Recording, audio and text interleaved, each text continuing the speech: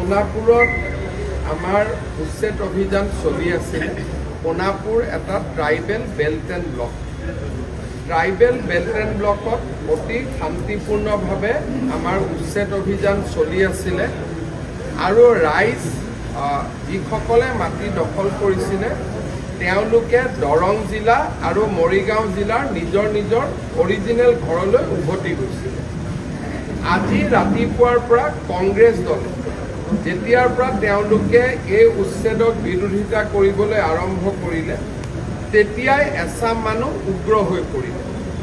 আপোনালোকে যদি চাই যে বিৰোধী দলপতিয়ে 10টা 10:30 বজাৰ পৰা এই এভিকশ্যনটোত বিৰোধিতা কৰা আৰম্ভ কৰিলে।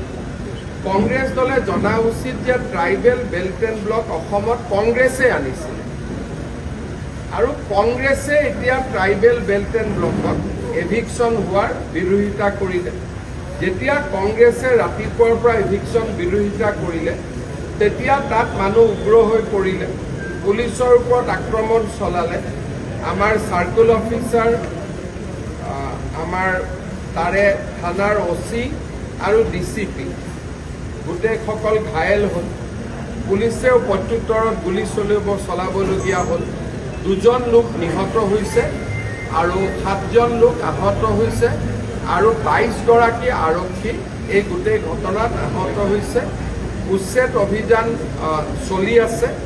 চৰকাৰী মাটিখিনিত আমি উচ্ছেদ সম্পূৰ্ণ কৰিছোঁ।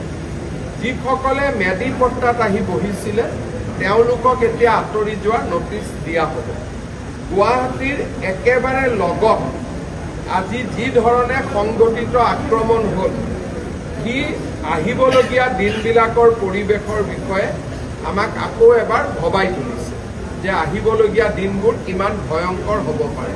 আৰু এইটো গুৱাহাটীৰ গাতে লাগি থাকে, মহানগৰৰ গাতে লাগি থকা অৱস্থাত আৰু যোৱাকালিলৈকে সম্পূৰ্ণ শান্তিপূৰ্ণ আছিল। তেওঁলোকে নিজৰ নিজৰ ঘৰত ঘূৰি গৈছিল আৰু আমি ট্ৰেকো কৰি আছিলোঁ। কিন্তু আজি ৰাতিপুৱা কংগ্ৰেছে উৎসাহ জনোৱাৰ লগে লগে পৰিৱেশ এটা অৱনতি ঘটে। এভিকশ্যন চলি থাকিব কাৰণ এইটো ট্ৰাইবেল বেল্ট এণ্ড ব্লক হয়, আমি খালী কৰিবই লাগিব। কিন্তু তাতে ট্ৰাইবেল বেল্ট এণ্ড ব্লকত 2টা ভাগ থাকে। চৰকাৰী মাটিত আমি নটিচ নিদিয়াকৈও উচ্ছেদ কৰিব পাৰোঁ, কিন্তু মেডি পট্টাৰ মাটিত আমি নটিচ দিব লাগে। এতিয়া মেডি পট্টাৰ মাটিত আমি নটিচ দি এভিকশ্যন কৰিম। It was not organized till yesterday, but today they came with lot of organized effort, with lathi, with stick, with bow, with stone, and they started attacking the police people. And all that has happened after the Congress press conference.